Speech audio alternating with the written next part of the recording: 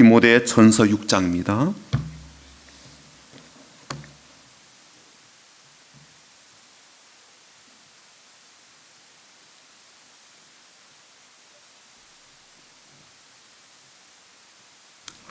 디모데전서 6장 3절부터 19절까지 보겠습니다.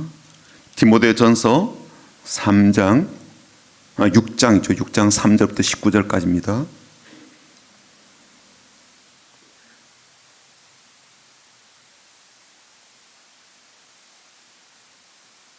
우리 성경을 같이 펴놓고 읽으시면 좋겠습니다. 디모데전서 6장 3절부터 19절까지 우리 같이 읽어보겠습니다. 누구든지 다른 교훈을 하며 바른 말 곧 우리 주 예수 그리스도의 말씀과 경건에 관한 교훈을 따르지 아니하면 그는 교만하여 아무것도 알지 못하고 변론과 언쟁을 좋아하는 자니 이로써 투기와 분쟁과 비방과 악한 생각이 나며 마음이 부패하여지고 진리를 잃어버려 경건을 이익의 방도로 생각하는 자들의 다툼이 일어나느니라. 그러나 자족하는 마음이 있으면 경건은 큰 이익이 되느니라. 우리가 세상에 아무것도 가지고 온 것이 없음에 또한 아무것도 가지고 가지 못하리니 우리가 먹을 것과 입을 것이 있은즉 족한 줄로 알 것이니라. 부하려 하는 자들은 시험과 올무와 여러 가지 어리석고 해로운 욕심에 떨어지나니 곧 사람으로 파멸과 멸망에 빠지게 하는 것이라. 돈을 사랑함이 일만하게 뿌리가 되나니 이것을 탐내는 자들은 미혹을 받아 믿음에서 떠나 많은 근심으로써 자기를 찔렀도다. 오직 너 하나님의 사람아 이것들을 피하고 의와 경건과 믿음과 사랑과 인내와 온유를 따르며 믿음의 선한 싸움을 싸우라. 영성을 취하라. 이를 위하여 네가 부르심을 받았고 많은 증인 앞에서 선한 증언을 하였도다. 만물을 살게 하신 하나님 앞과 본디오 빌라도를 향하여 선한 증언을 하신 그리스도 예수 앞에서 내가 너를 명하노니 우리 주 예수 그리스도께서 나타나실 때까지 흠도 없고 책망받을 것이 없이 이 명령을 지키라. 기약이 이르면 하나님이 그의 나타나심을 보이시리니 하나님은 복되시고 유일하신 주권자이시며 만왕의 왕이시며 만주의 주시오. 오직 그에게만 죽지 아니함이 있고 가까이 가지 못할 빛에 거하시고 어떤 사람도 보지 못하였고 또 볼 수 없는 이시니 그에게 존귀와 영원한 권능을 돌릴지어다. 아멘. 내가 이 세대에서 부한 자들을 명하여 마음을 높이지 말고 정함이 없는 재물에 소망을 두지 말고 오직 우리에게 모든 것을 후히 주사 누리게 하신 하나님께 두며 선을 행하고 선한 사업을 많이 하고 나누어 주기를 좋아하며 너그러운 자가 되게 하라. 이것이 장래에 자기를 위하여 좋은 토를 쌓아 참된 생명을 취하는 것이니라. 아멘. 절기상으로 내일이 경칩입니다. 그러니까 동면에서 벌레라든지 동물들이 깨어나와서 이제 활동을 하는 그러한 시기라고 명명되어진 절기인데요. 동물도 이제 잠에서 깨어나와서 막 활동을 시작하고 따뜻한 몸을 많은 사람에게 보여주고 알려주는 것처럼 우리에게도 신앙적 경칩, 영적 경칩이 있었으면 좋겠습니다. 이제는 좀 잠든 자리에서 웅크러든 자리에서 좀 벌떡 일어나서 과감하게 예배로 과감하게 신앙적 활동을 시작하게 될 수 있도록 우리 앞뒤 좌우로 보시면서 축복하고 인사하고 격려하도록 하겠습니다. 주님의 이름으로 축복합니다. 인사하겠습니다. 주님의 이름으로 축복합니다. 주님의 이름으로 축복합니다. 주님의 이름으로 축복합니다. 한 번 더 인사하겠습니다. 주님의 마음으로 사랑합니다. 사랑합니다. 주님의 마음으로 사랑합니다. 영상을 통해서 예배를 드리고 있는 우리 성례 가족들 주님의 마음으로 사랑합니다. 남자들은 좀 덜하지만 여성 동지들은 아침에 9시 예배 드리려면 조금 분주하게 일어나야 되고 그렇게 분주하게 준비를 해야 되는데 이렇게 아침에 오셔서 함께 예배 드리게 되어서 얼마나 감사한지 모르겠습니다. 이런 질문 좀 드리면서 오늘 말씀을 같이 나누고 싶은데요. 사람들은 왜 위선자를 싫어할까요? 라는 질문입니다. 왜 위선자를 싫어할까요? 물론 뭐 위중적이고 또 위선적이니까 당연히 싫죠. 그런데 다시 이렇게 물어보면 어떻게 대답하시겠습니까? 위선자를 왜 비난할까요? 아까는 싫어한다는 말이었고요. 이거는 비난한다는 말인데 왜 사람들 위선자를 비난할까요? 싫어하는 것하고요, 비난하는 건 조금 다른 문제이거든요. 비난하는 것은 당연히 싫으니까 그렇게 행동하지만 싫어한다고 해서 다 비난하는 것은 아니거든요. 그냥 속으로 싫어한다 그렇게 마음에 품고 있는 분도 있으니까요. 싫어하는 것을 행동으로 옮겨서 비난하는 사람이 있는가 하면 그냥 싫어하는 감정만 자신이 품고 있는 사람도 있거든요. 그래서 왜 위선자를 비난할까요? 라고 그렇게 질문을 드려본 것입니다. 심리학 전공자인 이 박은미 박사라는 분이요, 이런 책을 썼습니다. 내로남불의 심리학, 이런 책을 썼는데 이 책에서 이제 이런 질문을 던지고 있어요. 그리고 남들을 비난하는 사람들의 심리를 이제 분석을 해둔 내용이 담겨져 있습니다. 예를 한번 들어볼게요. 스포츠 경기에서 좋은 결과를 얻기 위해서 약물을 쓰는 그런 선수들 있잖아요. 그렇죠? 이런 사람이 발각이 되었다 한번 상상을 해보십시다.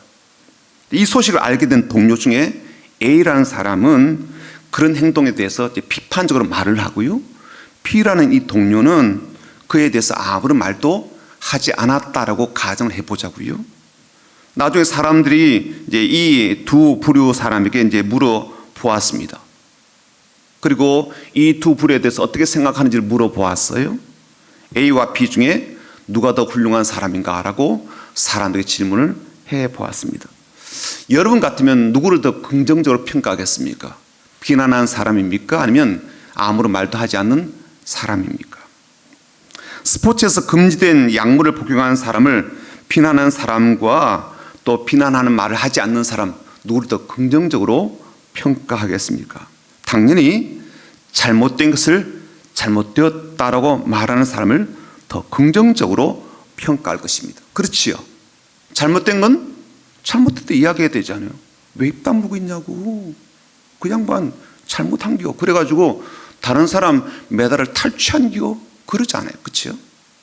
요약하자면 타인의 잘못을 비난하는 것은 나는 그런 사람이 아니라는 것을 내가 직접 밝히는 것보다 훨씬 더 강력한 신호가 되고요, 나는 그보다 훨씬 더 내가 도덕적으로 그렇게 옳다, 좋다라는 것을 드러내는 신호가 된다는 거예요. 쉽게 말하자면 타인을 비난하게 되면 내가 비교적 도덕적으로 우월한 존재로 비춰지게 되고 또 그렇게 자리매김될 수 있다는 겁니다. 그래서 우리는요, 비난을 아주 중요한 무기로 쓴다는 거예요. 잘못된 일을 한 사람 비난하게 되면 나는 그렇지 않는 사람으로, 그리고 나는 그런 부류와는 전혀 다른 도덕적인 인식과 기준을 가진 사람으로 여겨질 수 있기 때문입니다. 그래서 선거전에서도요, 네거티브 캠페인을 참 많이 하죠. 그렇죠? 뭐예요? 상대방의 약점을 막 공략하는 기법을 쓰잖아요. 이게 상당히 효과가 있기 때문이거든요. 심지어 내가 공격을 당할 때도 상대방은 나보다 더 많은 문제가 있어요. 이런 큰 문제가 있어요. 막 그렇게 네거티브 전략을 하게 되면 진흙탕 싸움이 되잖아요. 그래도요, 여기 실익이 있다는 겁니다. 그래서 하는 거예요. 효과가 없다면 왜 하고 실익이 없다면 왜 하겠습니까? 근데 이 실익이 있거든요. 제가 갑자기 이런 말을 꺼낸 이유가 있습니다. 돈에 대한 사람들의 시각 때문이고요, 또 돈에 대한 사람들의 마음 때문입니다. 부자에 대해서, 또 나보다 돈이 엄청나게 많은 사람은 우리가 아주 부러워하잖아요. 심지어 우리가 시기하거나 질투하는 마음도 있기도 합니다. 나는 돈이 많지도 않고요, 잘 벌지도 못하고, 그리고 돈을 잘 버는 방법도 몰라요. 돈을 벌고 싶어요. 그런 마음도 크고 많이 가지고 있죠. 또 많이 가지고 싶은 마음도 늘 있는데 이런 것을 해결할 방법이 내게 없어요. 그런데 이런 고민과 상태를 숨기고 싶을 때 어떻게 해요? 돈이 많은 사람들 중에 특히 돈에 눈이 먼 것처럼 보이는 그러한 사람을 비난하는 거죠. 투자를 했다가 손실 입은 사람 향해서 이런저런 이유를 달아서 비난합니다. 경제적인 파산하게 된 사람들, 인생이 무너진 사람들 비난하게 돼요. 그렇게 돈에 매달리니까 그런 짝이 나는겨. 왜 돈 무서운 줄을 모를까? 그렇게 흥청망청 하니까 그런 짝이 나는 거지. 돈이 항상 자기 편인 줄 안다니까. 돈 가졌을 때는 기고만장하더니 이젠 알거지가 되니까 그봐 사람이 원래 그런 존재였다니까. 이런 비난하는 거예요. 자, 그렇게 비난하게 되면서 내가 비난하고 조롱하는 그 사람보다 내가 돈에 대해서 우월한 생각을 가지고 있고 또 돈에 대해서 훨씬 더 나은 결정을 하고 있는 사람이라고 내가 스스로 생각하는 거죠. 그런데요, 실상은 좀 어떨까요? 사실 나도 돈의 문제에 대해서 온전한 해결책을 가진 사람은 아니거든요. 또 바람직한 마음을 가진 사람도 아니고 또 돈 벌기 쉬운 방법을 가진 사람도 아니란 말이에요. 다만 그렇게 비난하게 되면 나는 그런 부류의 사람보다 훨씬 더 나은 사람처럼 비춰지고 보여진다는 거죠. 이것 때문에 비난하는 거예요. 저는 오늘 여러분과 함께 크리스찬에 투자 노트 두 번째 시간을 가지면서 이 돈에 대해서 한번 생각을 해보려고 합니다. 돈에 대해서 우리가 어떤 마음이 필요하고 어떤 관점이 필요한지를 좀 배워보려고 합니다. 그리고 우리가 어려워하고 힘들어하는 이 돈의 문제에 대해서 한 걸음 더 좀 들어가 보려고 합니다. 우선 그 문제 안으로 좀 들어가기 전에 한 가지 우리가 인정을 해야 될 것이 있습니다. 이건요, 정직하게 인정해야 될 문제인데 한번 좀 들어보십시오. 이게 뭐냐면 나는 돈에 대해서 관심이 참 많은 사람이라는 것을 인정하는 게 필요하다는 거예요. 나는 돈에 대해서 참 관심이 많다. 아니, 목사님, 세상에 돈 싫어하는 사람이 어디 있어요? 나도 좋아해요. 이런 정도의 인정이 아니에요. 나는 정말 돈에 대해서 관심이 참 많은 사람이라는 것을 인정하는 게 필요합니다. 좀 더 과장되게 말하자면요, 세상에서 내가 제일 돈에 대해서 관심이 많은 사람이라는 것을 인정하라, 그런 뜻이 되기도 합니다. 나는 그런 정도 아니죠, 그렇죠? 그렇게 생각하지는 않잖아요. 내가 돈에 환장한 사람 아니잖아요, 그렇죠? 그렇게 생각하지 않아요. 나보다 돈에 더 미친 사람들이 많잖아요. 그래서 나는 그 정도는 아니다라고 생각합니다, 그렇죠? 돈 때문에 살인 저지른 사람이 있거든요. 돈 때문에 도둑질하고요, 또 돈 때문에 사람 해코지 하는 그런 인간들이 있단 말입니다. 그런 인간들에 비하면 나는 그 정도는 아니죠. 내가 돈은 좋아하지만 돈에 미쳐서 돌아가고 이러진 않아요. 그러나 한번 내 자신을 조용히 좀 물어보자고요. 나 자신에게. 여러분, 돈 문제 때문에 얼마나 힘들어합니까? 돈 문제 때문에. 건강의 문제도 있죠. 자녀의 문제도 있고요. 인간관계 문제도 우리에게 상당히 많은 것들을 불러일으키는데, 그러한 것들로 말미암아 우리가 힘들어하기도 하지만 돈 문제 때문에 얼마나 어려워하고 얼마나 힘들어합니까? 물론 지금은 괜찮다 그런 분도 계실 수가 있어요. 이젠 그런 문제점은 산전수전 다 겪다 보니까 이제 웬만한 거 다 넘어갔어요. 그런 분도 계실 거예요. 그런데요, 정말 돈이 없으면 어떻게 될까요? 보조금 끊기고요, 자녀로부터 주는 용돈 끊기고요, 혹은 매달 조금씩 들어오던 노령연금까지 다 끊겼다 생각해 봐요. 어떻게 될까요? 생존의 위협을 느낄 만치 그런 상황이 될 정도로 돈이 궁해지면 어떻게 될까요? 돈 때문에 정말 힘들지 않을까요? 그렇지 않을까요? 가족이 극단적인 선택을 하는 경우에 상당수가 뭐 때문에? 돈 문제 때문에. 그들만 돈 문제 때문에 그렇게 힘들어할까요? 좀 더 단도직입적으로 좀 말을 해보자면요, 돈에 대해서 가장 집착하는 사람이 나 아닌가. 돈에 대해서 유혹에 빠지기 가장 쉬운 대상 중에 하나가 바로 나 아닌가라는 이야기입니다. 돈에 대한 걱정과 돈에 대한 마음을 깊이 숨기고 있는 사람 중에 하나가 바로 나 아닌가라는 거예요. 교인들이 제일 싫어하는 설교가 뭔지 아시죠? 헌금 설교. 돈에 대해서 말을 하면요, 꼭 사람들 자신의 영년을 건드린다라고 생각한단 말이에요. 그래서 11조 이 설교라든지 헌금 설교는요, 목사도 굉장히 부담스러워요. 느낌을 아니까. 표정을 보면 알거든요. 싫어해요, 사람들이요. 그러나 그러면 그럴수록 이 부분을 인정했다는 거예요. 그렇지. 내가 돈에 대해서 매우 민감해야지. 내가 돈에 대해서 매우 예민한 사람이지. 내가 매우 관심 많은 사람이지. 돈 문제만 나오면 굉장히 힘들어하는 사람이지. 이걸 인정하는 거예요. 우리 부부가 싸우는 대부분의 이유는 뭐예요? 돈 문제 때문이거나 아니면 돈과 관련된 일 때문이거든요.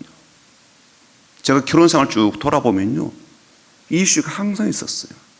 애들 문제인데 가만히 보니까 다 돈 문제였어요. 이것만 좀 해결되면요, 이것도 조금 여유가 생기겠더라고요. 돈으로 때우면 되니까.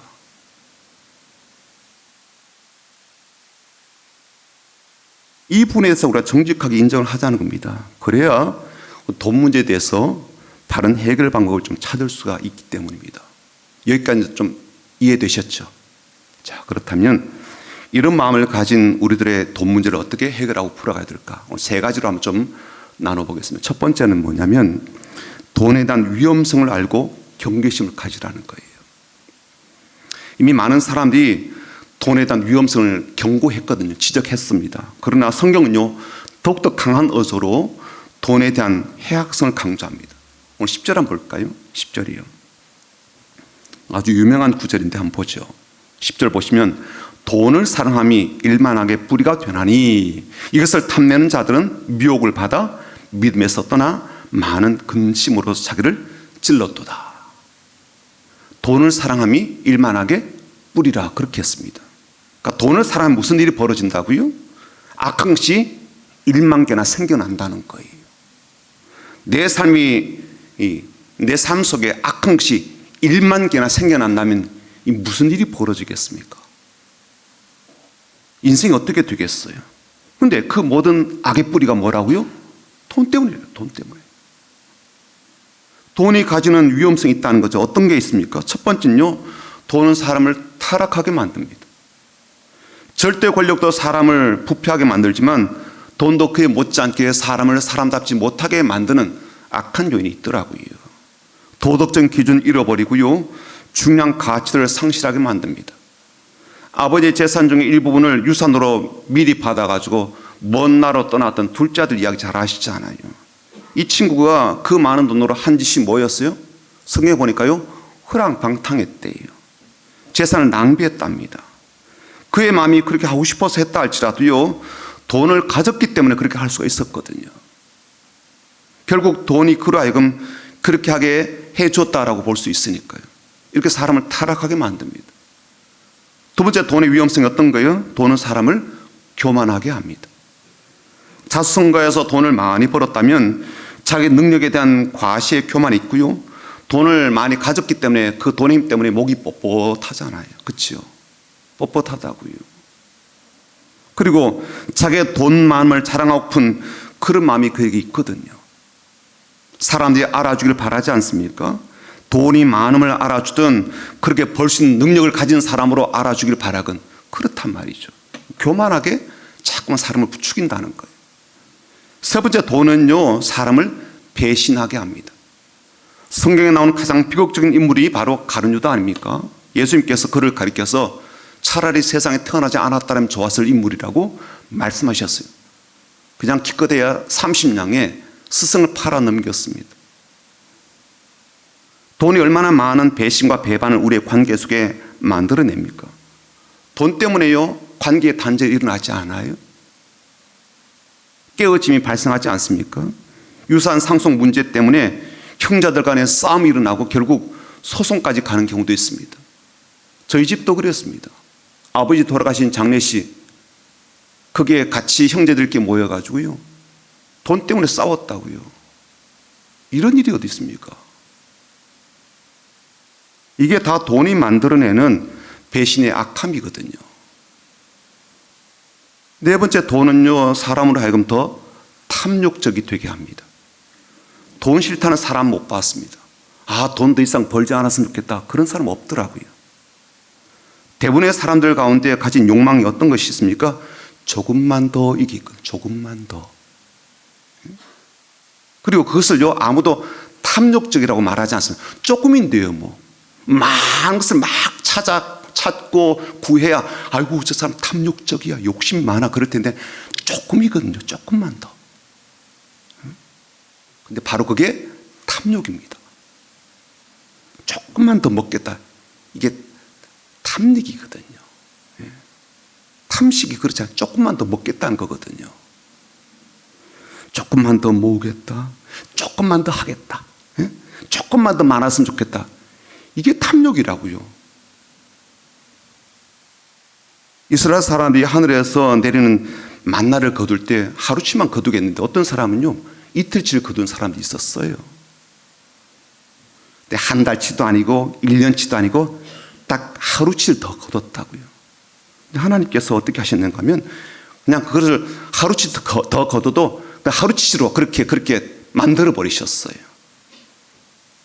그것도 욕심이라고 보셨기 때문 아닐까 싶습니다. 게다가 메추라기가 또 막 왔거든요. 날짐승이 왔어요. 주변에 어마어마하게 날아다니는 거예요. 사람들이 막 그거 거두기에 여념이 없었습니다. 공짜니까요. 마음대로 거둘 수가 있었어요. 누가 제한하는 사람도 없고요.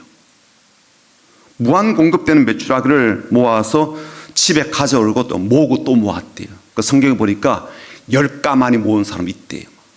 모으고 야 이거 어디서 왔어? 집에 갖다 놔야지. 쌓아놓고 먹어야지. 소고기 투불 왔어 막 이러면서. 하나님이 그들에게 무서운 재앙으로 죽게 했고요. 그리고 그것을 탐욕의 무덤이라 그렇게 부르게 하셨습니다. 탐욕이래. 내 텐트 주변으로 날아온 고기 양식 메추라기를 보는 순간 그것을 내 것으로 많이 모으고 싶어하는 그 탐심은 이스라엘 사람들만 가진 마음일까요? 오늘 우리들도 가진 마음이고요. 돈은요 이런 마음을 얼마나 부추긴지 몰라요. 조금만 더 모으자. 조금만 더 모으면 이제 다시 적금은 새롭게 바꾸자 이거잖아요. 그리고요 이게 또 무서운 게 뭐냐면 그렇게 탐욕에 빠진 자신을 부끄러운 것이 없게 만듭니다. 이만큼 모았다는 자부심 때문에. 하지만 돈이 가진 더 큰 위험성이 따로 있습니다. 그건 뭐냐면요 내가 돈을 많이 벌었고 가졌기 때문에 나는 하나님께로부터 복을 많이 받은 사람이라는 착각이에요. 하나님은 우리에게 물질적인 복을 주시죠. 하늘에 신령한 복도 주시지만 물질적인 것과 눈에 보이는 그런 복도 주시는 분이십니다. 그랬기 때문에 하나님요 아브라함에게도 또 이삭에게도 야곱에게도 심지어 후손이었던 요셉에게도요 어마어마한 부를 주셨거든요. 그런데 그렇다고 해서 돈 많이 벌었다라고 해서 반드시 하나님께서 나에게 복 주셨다라고 단정할 수는 없다는 거예요. 심지어 그래서 자신은 하나님의 복을 받은 사람이라고 착각하고 있으면 매우 위험한 일이 된다는 겁니다. 그렇게 복을 받았지만 정작 하나님을 찾지도 않고 천국에 대한 소망까지 잃어버린 그러한 경우라면 더더욱 그가 받은 복은 하나님께로부터 온 것이 아님을 알아야 될 거예요. 그래서요 이런 사실 때문에 하나님이 어떻게 경고하셨는가 하면 9절 한번 보십시오. 이렇게 경고하셨거든요. 부하려 하는 자들은 시험과 올무와 여러 가지 어리석고 해로운 욕심에 떨어지나니 곧 사람으로 파멸과 멸망에 빠지게 하는 것이라. 현대의 성경에 이렇게 번역되었어요. 부자가 되려고 애쓰는 사람은 시험과 함정에 빠지고 사람을 파멸시키는 여러 가지 어리석고 해로운 욕망에 떨어집니다라고 번역했습니다. 부자가 되려고 애쓴다는 말은 달리 말한다면 돈을 사랑한다 그런 뜻이잖아요. 돈은 사랑의 대상이 아니죠. 주의하고 경계해야 될 대상입니다. 조심스럽게 다뤄야 될 그러한 대상입니다. 그 속에 돈을 사랑하게 만드는 요인이 담겨져 있기 때문에 그래요. 그리고 그렇게 사랑하면서 부자가 되려고 애쓰기 시작하면 그 그러면 사람을 파멸시키는 결과를 가져오게 된다는 거죠. 자, 두 번째 우리가 또 알아야 될 게 뭐냐면 돈의 위치를 통제하라는 겁니다. 여러분 참 묘하게도 돈은요 이중성을 갖고 있습니다. 한 가지는 이미 말씀드린 대로 사람에게 아주 위험한 요인을 갖고 있고요. 또 반면에 다른 한 가지는 하나님께서 주신 선물이기도 하다는 거예요.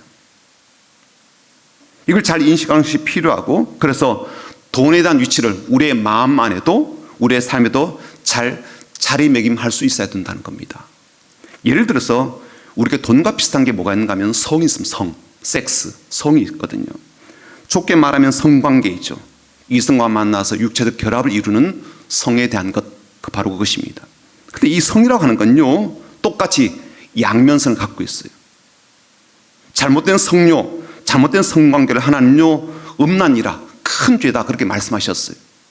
심지어 이성을 보고 음욕을 품기만 해도 간음죄를 지었다 하실 정도라 그렇게 좀 말씀하셨죠. 그러니 이 성이 얼마나 위험한 것입니까? 하나님이 허용하신 범위 밖에서 일어나는 모든 성관계는 죄다라고 말씀하셨으니까요. 그러나 다른 한편으로 그런 성을 우리에게 주신 그런 분은 하나님이시고 더불어서 우리에게 생육하고 번성하라 그렇게 말씀하셨어요. 그렇게 번성하는 복을 누리기 위해서는 당연히 무엇을 통해서요? 성관계를 통해서 자손을 번식하고 번성케 하잖아요. 심지어 자손에 대한 복을 누리는 것도 바로 이 성을 통해서이잖아요. 그러므로 성은요, 하나님께서 주신 선물이죠. 그리고 이 성관계를 통해서 삶의 활력을 얻기도 합니다. 더불어서 우리가 자손을 통해서 어마어마한 또 다른 복을 누리게 되는 거거든요. 마찬가지로 돈도 이런 양면성을 갖고 있습니다. 한편으로는요, 위험성도 갖고 있지만 다른 한편으로 하나님의 복이자 선물이기도 합니다.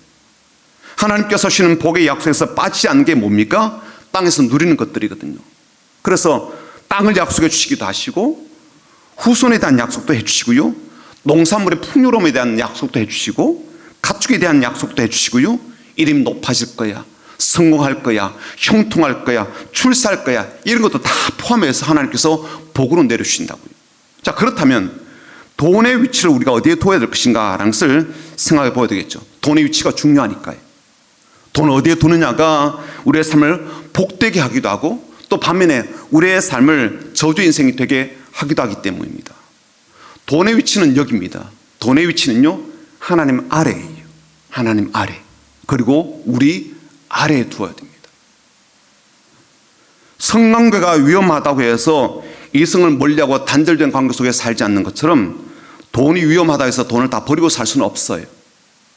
게다가 우리에게 돈을 선물로 주셨기 때문에 그 돈을 버릴 것이 아니라 가지되 항상 올바른 위치에 두어야 된다, 그런 뜻입니다. 그게 어디라고요? 하나님 아래. 그게 어디라고요? 사람 아래, 우리 아래에 두어야 된다는 거예요. 돈이 하나님 위에 있으면 안 돼요. 물론 우리는 교회 다니는 사람들이고 하나님 믿는 사람이니까 나는 돈이 하나님보다 좋아요, 그런 사람 없을 거예요.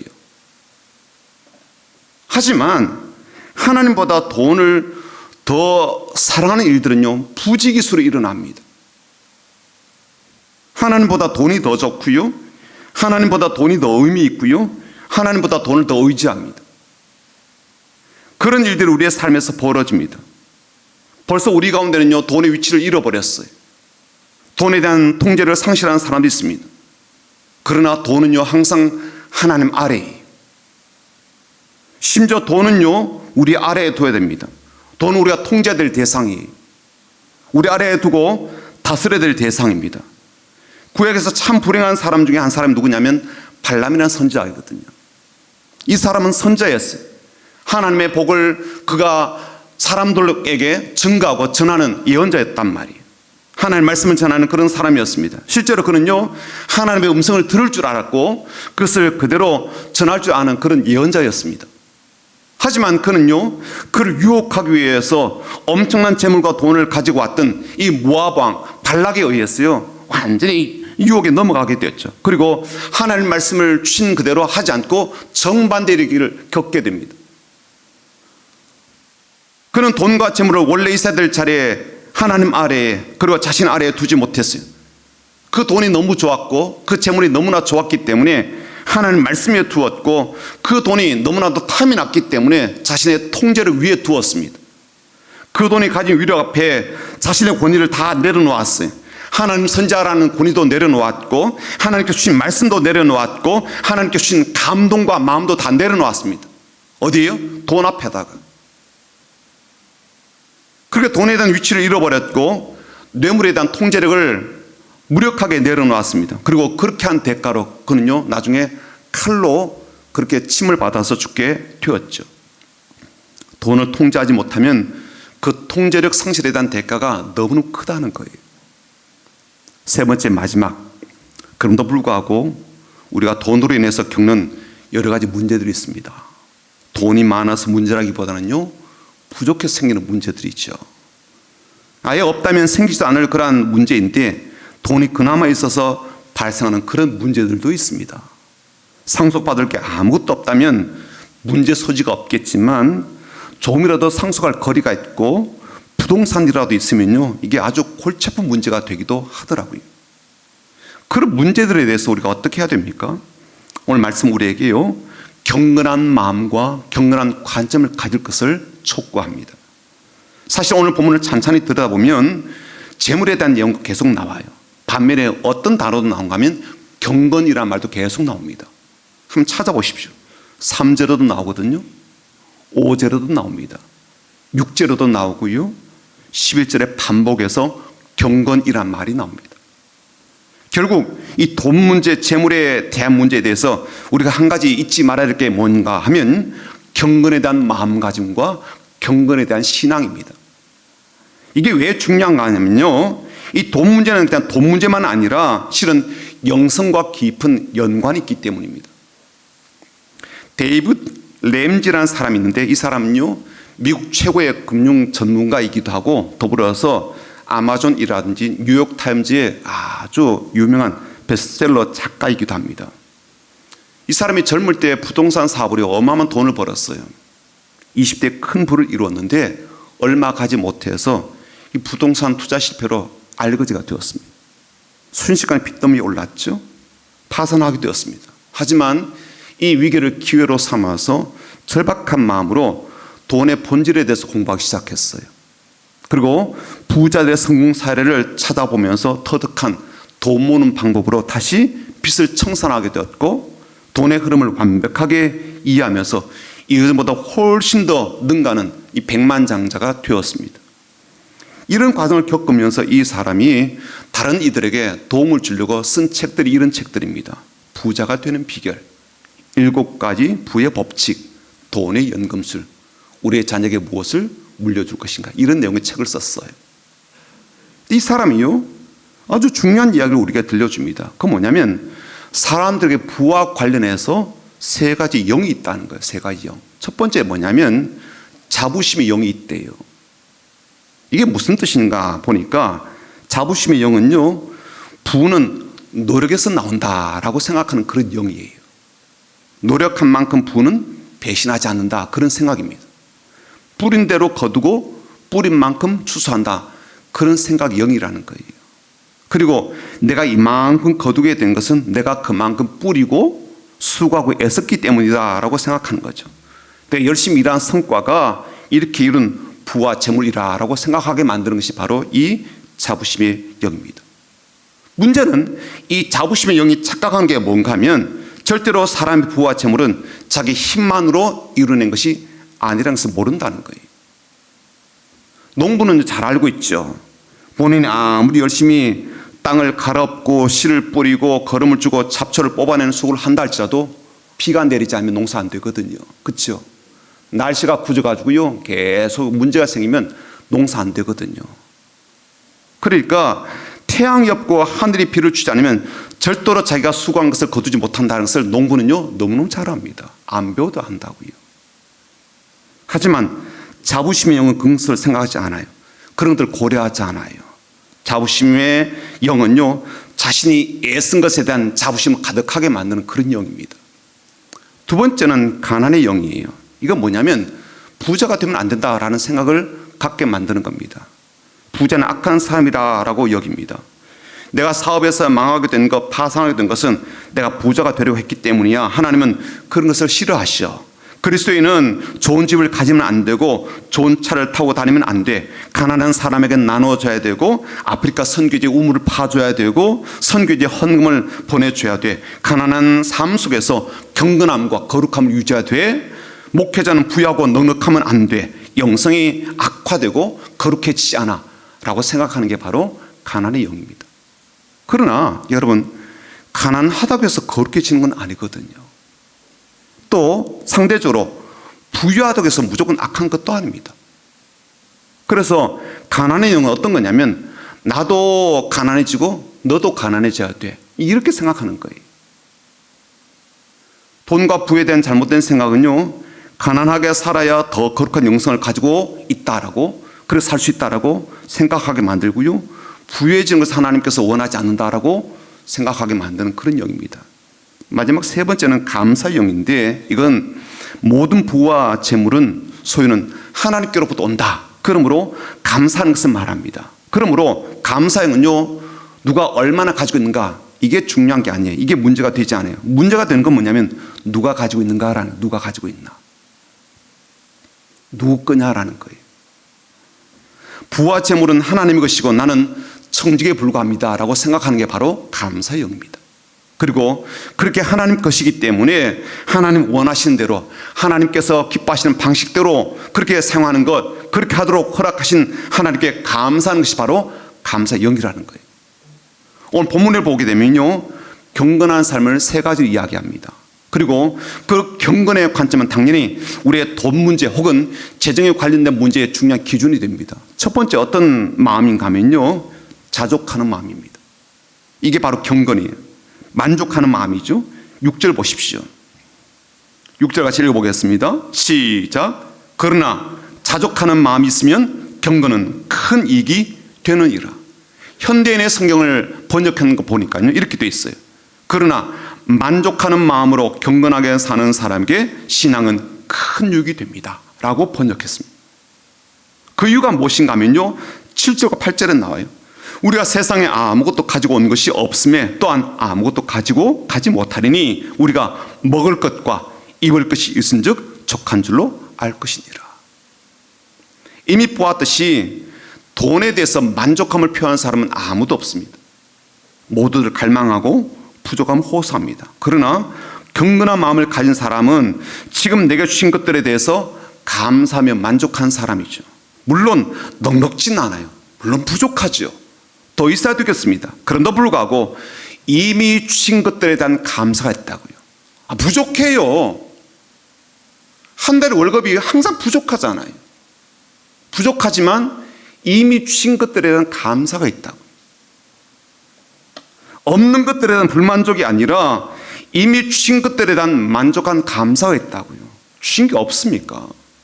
멀쩡하게 오늘 오셨잖아요. 못 오는 분도 있는데. 오늘 먹을 것이 있고 오늘 입을 것이 있으며 오늘 내게 소소하지만 작은 행복들이 있죠. 행복한 일상들이 있다고요.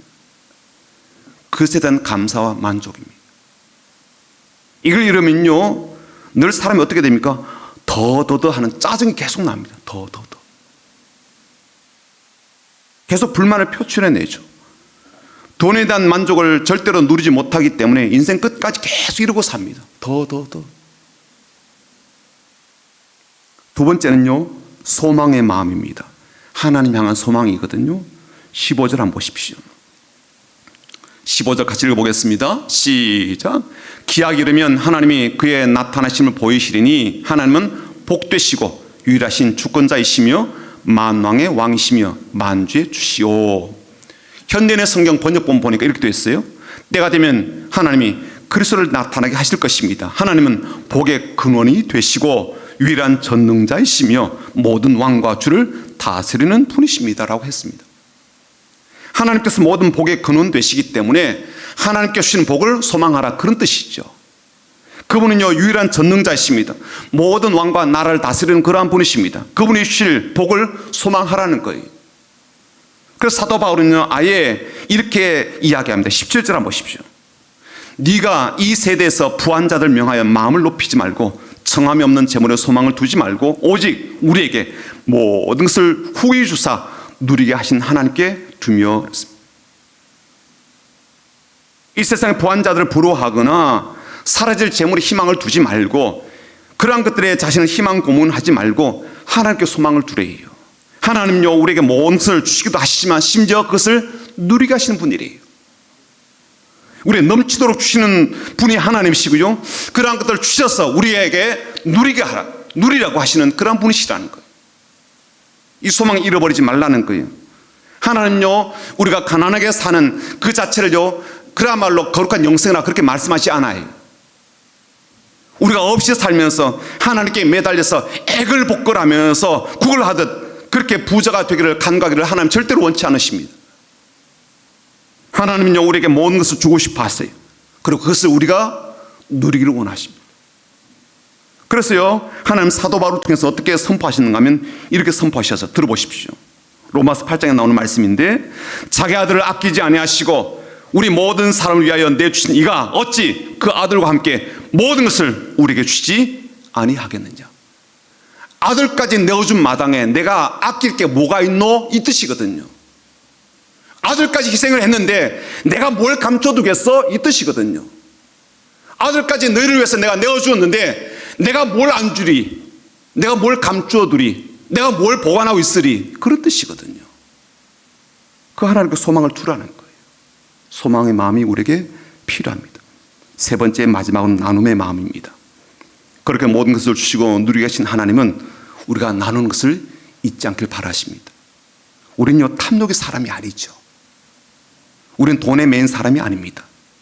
그것으로만 사는 사람이 아니에요. 하나님은 우리에게 물질을 주시고 부함 주시고 돈을 주시되 그 이유를 함께 주십니다. 그것을 누리되 기꺼이 나눔을 하도록 주신 것이에요. 18절 한번 볼까요? 18절이요. 같이 읽어보겠습니다.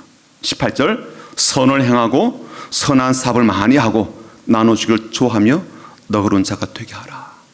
그냥 너희들이 다른 사람을 도와주라 이렇게 단순하게 말하지 않고요, 몇 번에 걸쳐서 이렇게 말씀하셔요. 선을 행해라, 선한 일에 부유해라, 나눠주기를 좋아해라, 너그러운 마음을 가져서 남의 어려움을 같이 공감하고 베풀어 줘라. 반복도 반복해서 말씀하십니다. 누군가에게 나눠주고 누군가를 돕고 누군가를 섬기로 인해서 우리가 얼마나 존귀한 자가 될지를 아시기 때문이죠. 더불어서 이게 얼마나 우리의 삶을 복되게 하는지 몰라요. 우리를 얼마나 행복하게 만들고 우리의 미래가 하나님 앞에 서게 될 때 얼마나 놀라운 영광을 덧입게 될 것을 다시 말씀하십니다. 19절 한번 보십시오. 뭐라고 그랬어요? 이것이 장래에 자기를 위하여 좋은 터를 쌓아 참된 생명을 취하는 것이니라. 쉬운 성경에 이렇게 되어 있습니다. 들어보십시오. 그렇게 할 때 그들은 하늘 창고에 보물을 쌓게 될 것입니다. 이것이 그들의 미래를 위한 든든한 터가 되고 참 생명을 얻게 줄 것입니다. 하나님은요, 모든 만물의 주인이 되시고 돈의 주인 되시기 때문에 우리에게 이것이 필요함을 아십니다. 그리고 그것을 기꺼이 선물로 복으로 우리에게 주십니다. 다만 이 돈과 물질로 인해서 우리가 겪고 있는 다양한 문제라든지 심지어 영적 문제를 아시기 때문에 오늘 다시 한 번 더 그 돈에 대한 위험성을 경고하시고 더불어서 돈을 그 원래 위치에 두라라고 권면하시며 우리의 경건의 마음가짐을 잃어버리지 않아서 돈에 대한 만족함과 재물에 대한 만족함과 또 다른 하나님께 둘 소망과 나눔의 귀한 삶을 살도록 우리에게 권고하시죠. 사랑하는 성도 여러분, 우리가 부자가 되든 그러지 못하든 하나님께서 우리를 청직으로 부르셨습니다. 그런 청직으로서 이 경건의 마음으로 살아가는 이 하루하루가 실은 하나님께서 우리에게 주신 선물이기도 합니다. 하루 잘 이겨내었어요? 한 주간 잘 살아내어서 저는 그게 선물이라고 생각합니다. 돈은 많지는 않지만 경건의 마음으로 살아내었어요. 그 삶을 하나님께 우리가 내어드릴 때 얼마나 좋아하실까? 그렇게 살아내는 삶을 하나님께 내어드릴 때 하나님께 얼마나 큰 기쁨이 될까라고 생각을 해봅니다. 그래서 더 이상 돈에 끌려다니거나 돈에 굴복하거나 돈에 의해서 하나님마저 잃어버리는 그러한 일이 없이 우리에게 이 모든 것을 넉넉하게 주시되 누리게 하시는 그 하나님 때문에 만족함과 감사함으로 살아가는 저 여러분 되기를 주님 이름으로 축복합니다. 아멘. 삶의 작은 일에도 라는